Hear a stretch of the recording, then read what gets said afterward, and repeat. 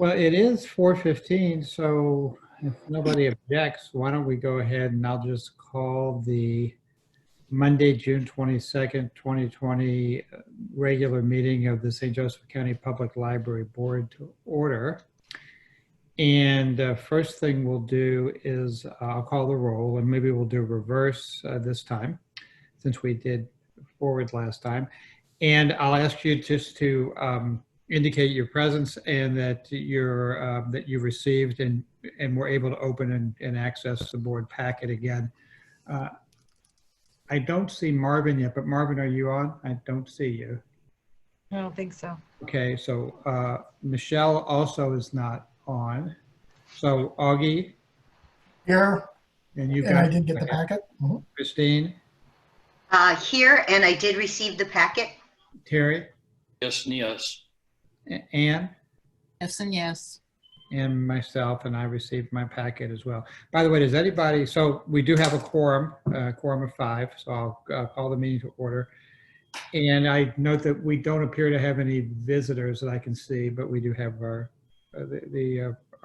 team of administrative staff present.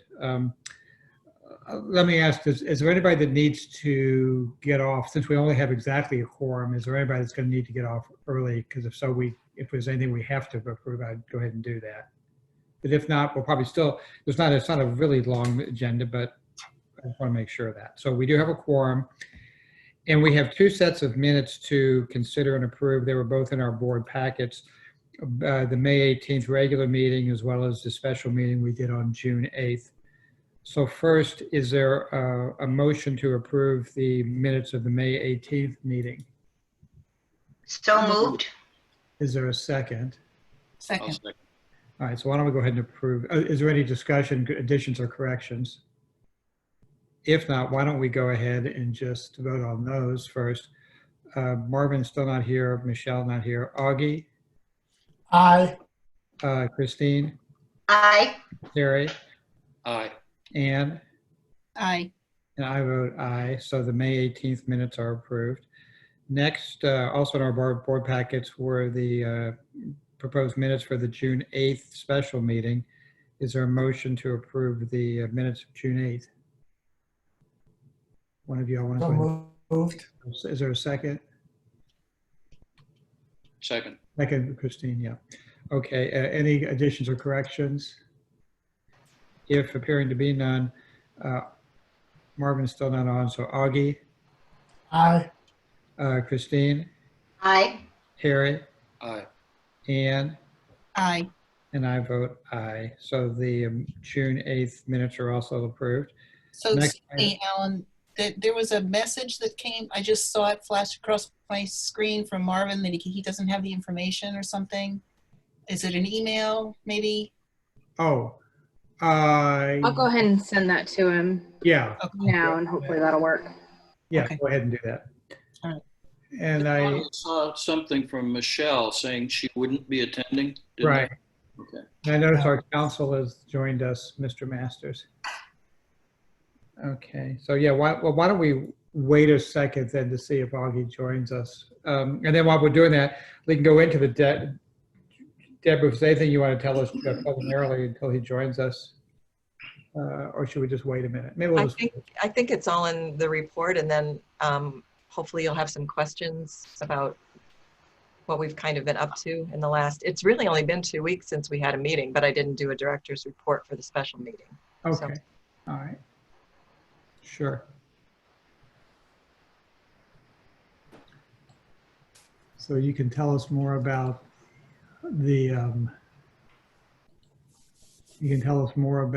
how things are going since we opened back up. Yeah.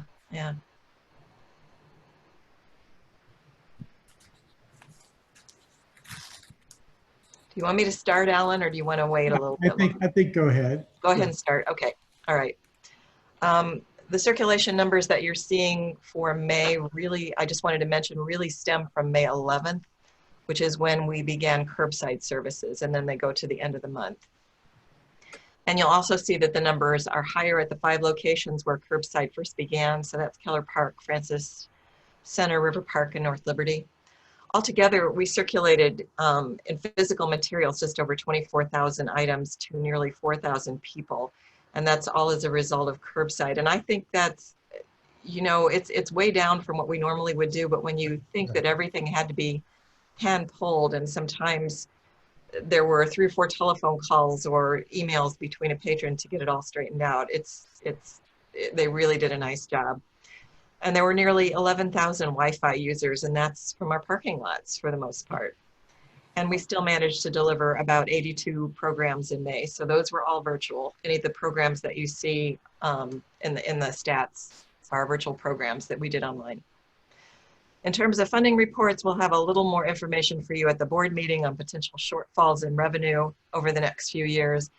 And, you know, I will say that you all know everyone in the country is trying to figure this out right now, let alone just Indiana folks. So in the meantime, our cash position is still strong. We did get a tax distribution for June, which normally would represent a little over half of our revenue. It was short, and I can't even tell you exactly how short it was right now because I'm still looking for the original projections from Nancy, and hopefully she'll be back in July. But we expected that because the dates for paying property taxes have been extended. So we were expecting 15 to 20% as a shortfall for the first half. As you know, all of our locations reopened. Hi, Marvin. Hi. For browsing and limited computer use last Tuesday, June 16th. We did, before we opened, we established a number for building capacities that was pretty rigid, but we're finding there's no need to monitor very heavily. I think like a lot of libraries out there, we're not experiencing a rush back to our buildings. People are still being cautious, and we're happy about that, but they really are thrilled that we're back. So we're glad to be back. We do require masks unless folks have a condition that precludes them from wearing one. We have a supply of masks for people if they didn't bring one or don't have one or have forgotten one. And 8 of our locations have very large hand sanitizer stations right at the entry. So there's no way to miss it when you come in. So people are using those both in coming in and in leaving. And I just want to say, all in all, it was a smooth week, and I hope it soothes some fears. You know, there's a lot of trepidation about it was like doing 10 grand openings, only they weren't really grand. But we'd been closed for 3 months, and there was a lot of not knowing how this was going to go, and I think it really did go well. We're also continuing a curbside service for the foreseeable future, although that demand has also dwindled. But for people who don't feel comfortable coming in our buildings or who might be health compromised, that's a really good alternative. And over the next weeks, as Indiana moves into stage 5, we'll evaluate our seating. Right now, there's really no seating in the branches, our meeting room use, and we'll think about easing back into programs that are almost a necessity, going to look very different than what we would normally do. New materials are starting to flow again. We started with a 3-month backlog, and it has taken us and our vendors some time to get the supply chain moving again, but it's finally starting to let loose.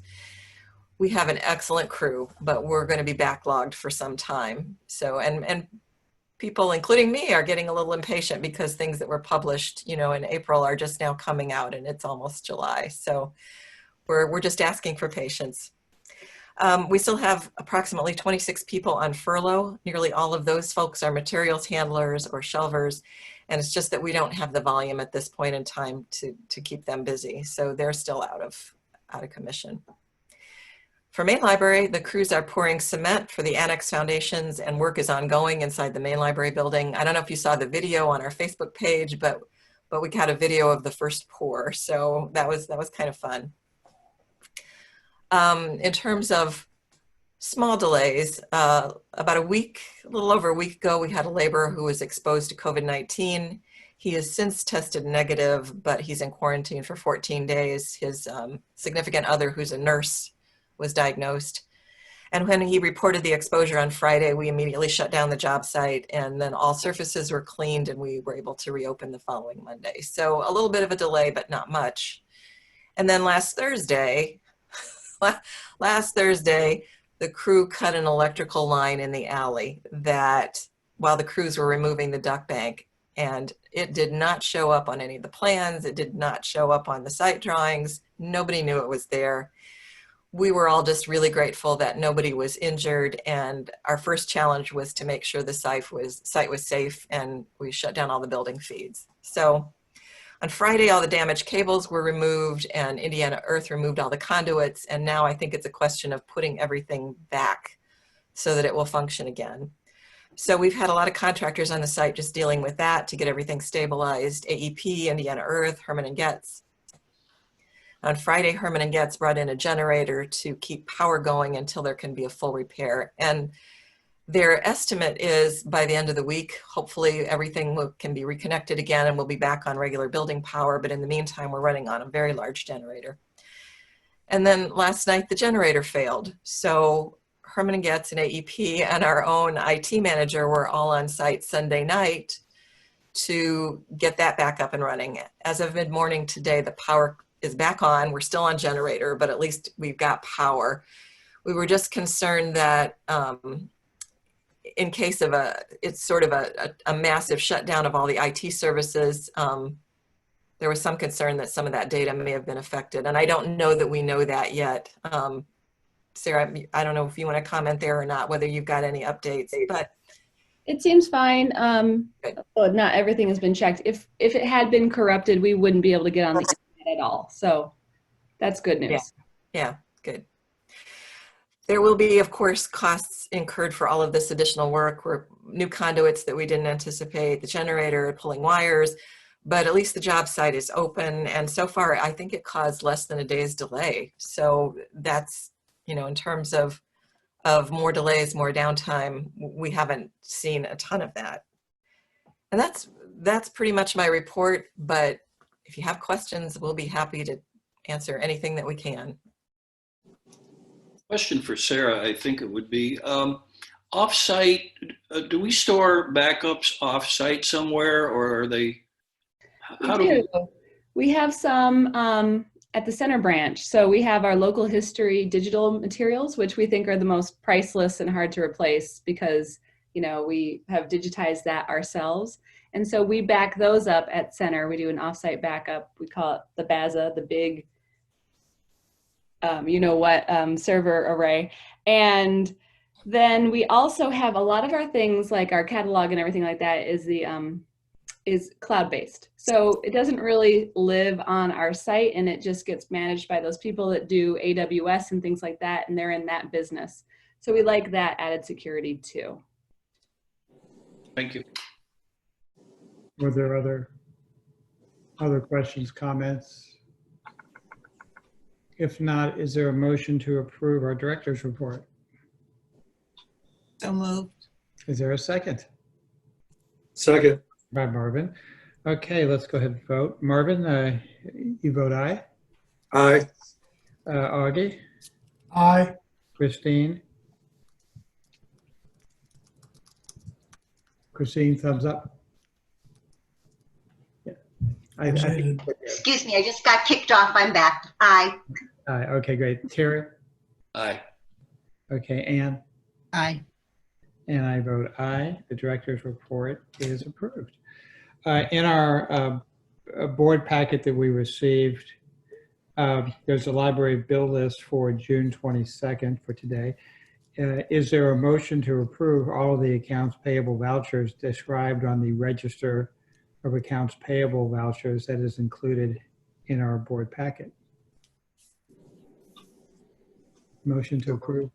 Okay, Terry, is there a second? Seconded by Christine. Are there any discussions? Or let's see, Nancy's not here, so is there anything significant, Deb, that we or anybody else that we should be aware of in the bill list, or everything seems? I just wanted to mention that we're issuing checks to the artists for the Charlotte Hunt Prize on this bill list, and this is 50% of what they were awarded. So those checks are going to Alan Larkin, Greg Potter, James Jerzenik, Peg Lickey, and Steven Barini. Those are the 5. And then on the first page of the bill list, you'll see a void check to Barnes and Thornburg. That was for an invoice. They're invoicing us for HR work for the person we brought on for the Drucker work, and that should have gone directly to Drucker to pay. So we voided that check, and then the actual check is right below. Sorry about that. And if anybody else has any questions about anything, any of the other bills, I'll try to answer those. Okay, if not, shall we go ahead and vote on the approval of the bill list? Marvin, Aye. Augie, Aye. Christine, Aye. Terry, Aye. Ann, Aye. and I vote aye. The library bill list is approved. Next item is our personnel changes. We've got one appointment and one leave of absence and some resignations, as well as the recalls from furlough. But does anybody want to go ahead and explain perhaps that in more detail? Or Sure. We have one new position that's been in the works for nearly 6 months. We hired Nora Awalant, I hope I got that name right, Jenny, as a marketing specialist for Bendable. And that position is currently funded by the Drucker Group. They're underwriting $150,000 worth of her time. So we'll have her for quite a while before she actually folds into our payroll. And then we have 4 resignations, 2 of whom are moving out of district. The other 2 were, I believe, either part-time or emergency subs. I don't have that in front of me. And probably those positions are not going to be filled for the time being. And then you'll see all of the employees that we're recalling from furlough. So far everyone has returned that we called back. And no one is on a COVID leave right now. So we are in good shape. And that does not mirror what a lot of other libraries, I think, are facing. We do have a couple of people who have, or one person who is currently waiting for, no, actually that's like 2 people who are waiting for results of a test and are out at the moment. Okay. okay, thank you.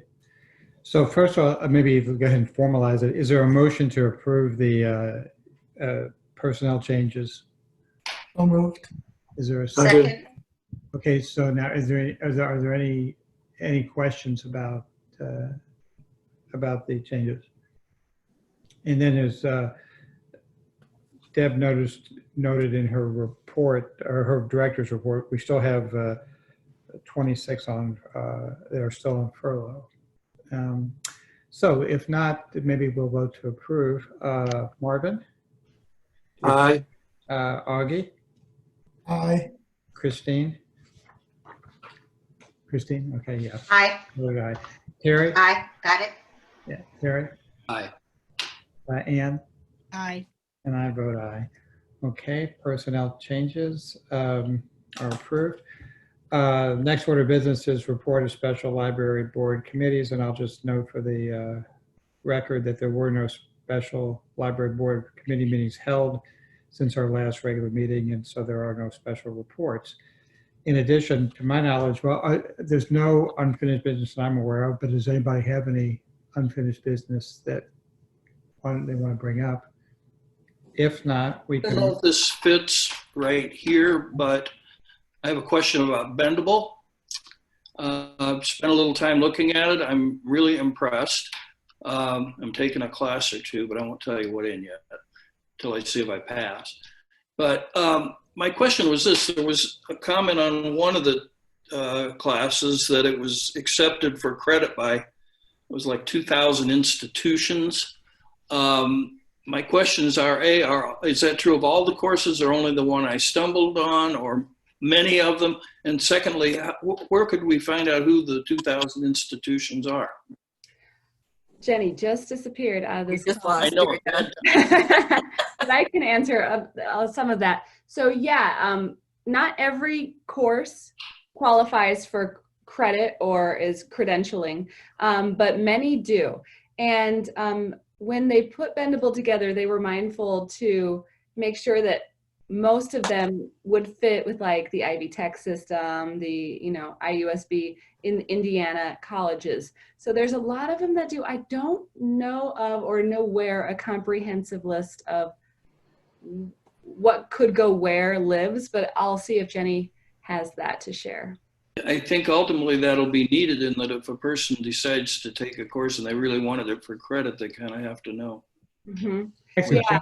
Jenny's back on now. I don't know if you want to, or Sarah, do you want to summarize the question for Sure, Jenny? Jenny. The question on the table is, how do people find out if courses are accepted at specific institutions for credit? We're talking about. That is a good question. I know that where I first heard from that was some high school teachers at Riley. And I think we were going to look into finding out like what institutions accept what courses. But that's something that I can make a note of to investigate further. There was a part 2 to the question then that was, how can we find out what institutions accept whose credits? Mm-hmm.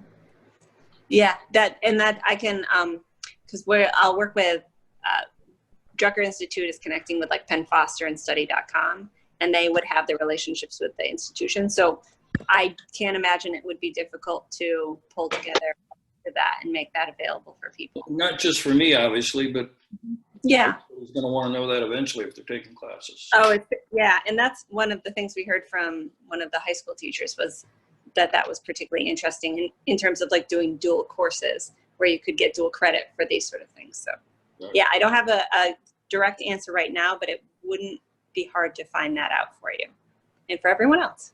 For everyone. You can have the Drucker Institute funded bendable specialists find that out for us. Yes, that's what I meant when I said I. Thank you. Very good. Anything else under unfinished business right now? If not, let's go ahead and move into new business. And then the first item of new business, 9A, in our board packets, we've received 3 change orders for consideration today, and all 3 of them are from Keller North America, and I think they're all kind of interwoven. So, Deb, do you want to go ahead and? Yeah, I'll try to. I didn't bring in Bully and Anders this afternoon, thinking sure I can walk you through this, but this is a little bit of a complex change order, and it has to do with all of the issues that they found on the site. So Keller North America is the firm installing the geopiers, and I had to bring myself up to speed about what geopiers. Geopiers are the rammed aggregate piers that strengthen poor soil with columns so they support the building load. So as we got into the soils testing, we found that because of all the buildings and everything else that were on this site, that the soil wasn't going to have the PSI that it would be needed to hold up the building structure. So you'll see the Keller original contract was for $93,500. And as most of you are aware, we've had numerous problems on this site. So total for the 3 changes amounts to $101,175, which makes the new contract amount $194,675. So it's actually more than the whole original contract was. Change order 1 was $65,175, and that was for piers to be installed on the north side of the building along Wayne Street. That was not included in the original specifications because they didn't realize under the sidewalk how porous that soil was going to be, and they were afraid of cave-ins when they actually started to take the building down. So in order to maintain the stability along Wayne Street, when the demo happened, they installed piers outside the building in the sidewalk on the north end to make the demolition and excavation possible. And that was when they found another one of the structures underneath the sidewalk on Wayne Street, that there was a foundation they did not know existed. Change order number 2 for $3,000 was to expedite materials for the process. So we agreed to pay a $3,000 premium so we wouldn't lose, I believe it was 2 weeks in delivery time and hold up everything going on the site. So that was really just to get everything on site in a timely way. And then change order 3 for $33,000 was for additional piers that were needed to support the slab. Again, they found much poorer soils, I think, in an area that they didn't anticipate. And so the 3 change orders represent weeks worth of trying to figure out how to engineer this site. And it was very complex. So that's what you have. I will say also that we've got a number of change orders in the works. Again, this is a really complicated project, and when it went to bid, there were some things that we knew we were going to have to do change orders for. Some of them are reductions. This one is an add. But Bullion Andrews has been very carefully working with our budget the whole time, and right now we are still within budget. I don't know if that's going to continue through the project, but right now this still represents us being within the budget framework. Have any of these affected timing? Yes, there have been some, and I have that I can share with you. Bullion Andrews is keeping track of days lost on the site. The most days that we've lost is due to the asbestos removal, but we did lose some days with this because they found extra foundations under there that had to be removed and extra geopiers that needed to be added. So we've lost some time. I can't tell you exactly how much, Terry, but there's some time lost. We're about 36 days total behind the original timeline right now. Is it anticipated that some of this time will be recovered, or is this just adding to the opening?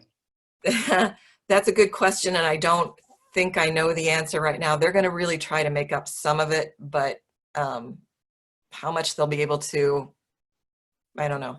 And we keep finding stuff, you know, just like the power in the alley. I keep thinking, surely we've found most of the things we wouldn't have known about ahead of time, but that was a new one. And as long as they're digging in that, once the foundations are in, then I think it's going to be smoother in the annex. But we've found things in the building too that we didn't expect. So I don't know if that answers it for you, Terry. It does. I've brought this kind of thing up a couple of times. I think I'm probably oversensitive to it. I'm back in the world where not getting a plant up in time would shut down half of General Motors and, you know, that sort of thing. And that's not the case here, but I think about it. I think they're actually a little bit ahead. Well, they were ahead. The asbestos may have changed that, but they were ahead on the main library building renovation. The new construction is going to lag a little bit, but we always knew that. New construction takes a little longer than the reno. And there's a lot going in the renovation right now. As you saw when you did the tour, that walls are going up on all 3 floors. They're setting door frames. It's moving along, but then they found more asbestos in the entryway that we didn't expect. And so that stopped things for a few days. So it's been kind of starting to stop. But I will say Bullion Andrews is really on it. I've been very impressed with what they're doing. Thank you. Augie, did you have a question? You look like you were going to say something. Yeah, I was just going to say, haven't you watched any of the HGTV series? It's always something. I didn't hear that. I'm sorry. Yes. So, if you ever watched any of the HGTV house flippers, Oh. they always find stuff. Yeah. I think anytime you're tearing apart a building, and this building has been renovated many times, I really expected less on the new construction side, but the soils have just not cooperated at all. And when you think about that, there have been buildings on that site and there's rubble in that soil that's probably 100 years old. It's no wonder, but that's what we're finding. Okay. Are there any other questions regarding the 3 change orders? If not, is there a motion? I guess, can we approve all 3 or should we do? Well, I would think you could approve all 3. I'm going to have a bunch for you next week. You're okay with me approving all 3 at the same time? Yeah, there'll be a bunch next month because we're working on a batch of various things. There's a couple big deducts on the electrical, and there's some more adds. So we will be having change orders. Anyway, these 3 all relate to the same contractor and the same contract. So it's Keller North America. The original amount was $65,175, and then implying all 3 of these change orders, it's going to take their contract up to $194,675. So is there a motion to approve these 3 change orders? So moved. Is there a second? Second. Any additional discussion? If not, Marvin. Aye. Augie. Aye. Christine. Aye. Okay, Terry, Aye. Ann, Aye. and I vote aye. So the 3 change orders are approved. The next item is you'll recall before we've talked about the dissolution of the cluster for the Northern Indiana Database Consortium cluster that's been in the works for a number of months. And there's a memorandum of understanding among us and the various other Northern Indiana libraries that make up the cluster. So maybe I'll just turn this over to Deb to explain to us sort of where we are with this and to consider this MOU.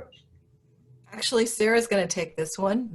She's been working closely with Great. all of these cluster folks. So, Hey everybody. So yeah, as you know, we are no longer seeking to share our databases and library catalog with the other cluster members, Mishawaka, Bremen, and Plymouth.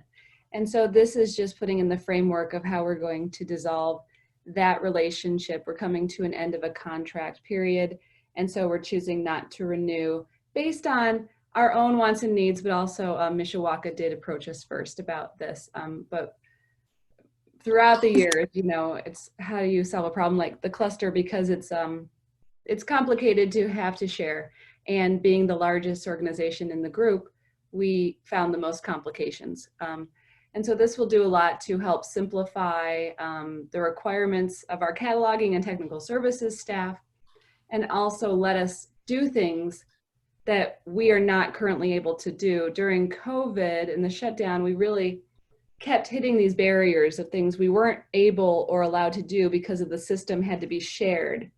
It came down to things such as like, how do you send a message out to everyone when your library is open and their library is not open, and this one's at curbside, and you can't create a unified message. You're not able to use the technology in the way that would really make it efficient and easy to use.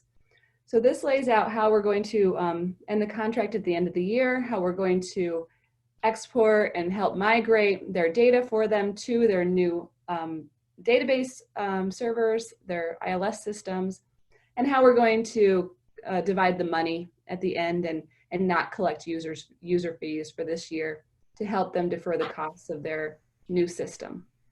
So if there's any specific questions, I'm happy to answer them.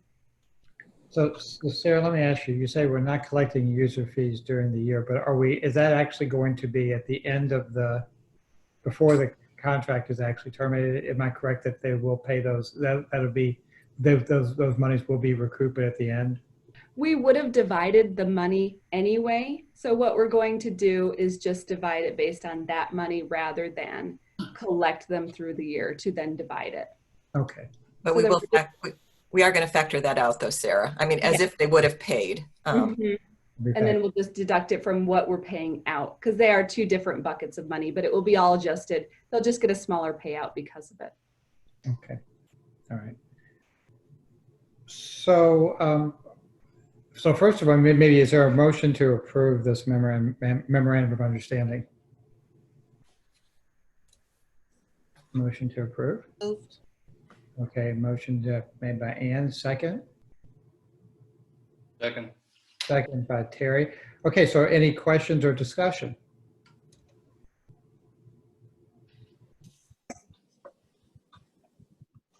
If not, are we ready to vote? Marvin? Aye. Augie? Aye. Christine? Aye. Terry? Aye. Ann? Aye. And I vote aye. So congratulations on getting to this point with an MOU. We'll get that hopefully signed up pretty quickly here now. And I think the only other item of business that is to come before us is the traditional 9C, the library board resolution to declare excess withdrawn library materials to be sold to friends for $1. Alan? Move to You're approve. right. Go ahead, finish that. Okay, go ahead. It sounds like Christine made the motion. Is there a second? Second. Seconded by Augie. Maybe why don't we go ahead and vote then? Is there any questions? If not, Marvin? Aye. Augie? Aye. Christine, Aye. Terry, Aye. Ann, Aye. and I vote aye. Okay, so that resolution is approved. Other business, go ahead, Jim. I'm sorry, I don't mean to interrupt, but That's before fine. we get too far down the field here, on that change order on the Keller contract, Yes, I think you should note in the minutes that this contract was increased by more than 20% for reasons that could not have reasonably been foreseen when the contract was awarded. right. So that shows up in some future audit by the State Board of Accounts. So I suppose it would take whoever made the motion to ask to amend the motion, and then whoever seconded it to second it. But you would amend your approval by saying that the increase by more than 20% is for reasons that could not have been reasonably foreseen when the contract was awarded. Okay, so well, here, why don't we go ahead? Does somebody make that motion, and then we'll have Rachel go ahead and correct it in the minutes. But does anybody want to go ahead and just make that motion that we revise the approval to make sure that it's clear in the minutes that we know that could not, that in approving it, since it goes more than 20%, that it's that we're noting that it's because for things that could not have been foreseen. This relates to those installation of these piers and the geo stuff that could not have been anticipated until they actually got everything done.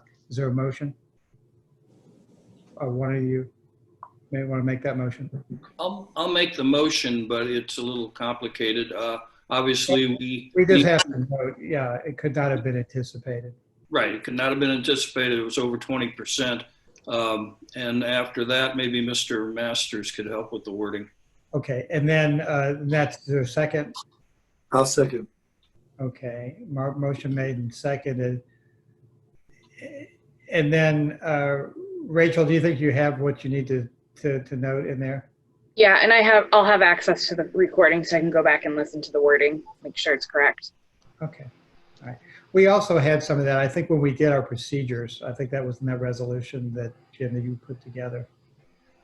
It was, and this was discussed at the special meeting. I thought Glenn Pierce explained this, but you know, the excavation contract had a rider built right into it that said that they would request a change order for anything they came across when they started excavating that wasn't reasonably foreseen or readily ascertainable. And that was built into the contract for each of the bidders on that excavation contract. They all wanted that same clause in their contracts. Sure. Sure. Okay. All right. So motion made, motion seconded. Why don't we just go ahead and go ahead and take the roll. Marvin? Aye. Augie? Aye. Christine? Aye. Okay. Terry? Aye. Ann? Aye. And I vote aye. Okay, very good. Thank you for that clarification, Jim. What else? Let's see, other business there are. I'll ask, are there any members of the public that would like to address the library board? There doesn't appear to be any. News and education items, anything, Deb, that we want to note particularly? I don't think there's anything additional other than what was in the director's report, and I'm probably missing some things because it has been busy. But and then let me note that now our next meeting is Monday, July 27th, and we are scheduled to meet in person at Keller Park. And I think we're going to need to have a quorum. We're going to need to have 5. we need 4 for a quorum. 4. And I can tell you that room is big enough that I think we can put you each at your own table. It's a large space for distancing, and we'll still have the mask requirement as well. So So well, I'm not going to ask anybody right now, but if you Yeah. know that you're not going to be able to attend in person, why don't you just circle back and let Deb know? And then Deb, if you think we have something we need to talk about, we'll do that. Okay. But if not, you know, I think I- just let Deb know if you're not going to be able to attend just as soon as you can. Yeah. And again, if you cannot attend in person, but would like to participate via Zoom or whatever, like whatever we're going to use for that, you know, certainly we'll still do that. You just won't be able to count toward the quorum. We have to have 4 in person. I do think, Alan, the governor's going to be lobbied about keeping Zoom meetings or allowing offsite meetings to take place. It's just that Yeah. it would, you know, it doesn't really violate open door because people can participate, but it is less accessible than open door is meant to be. Sure. So who knows how that's going to go. That's fine. Okay. Is there anything else anybody wants to bring up for the good of the order? If not, everybody stay safe and we'll see you in July. Happy 4th of July.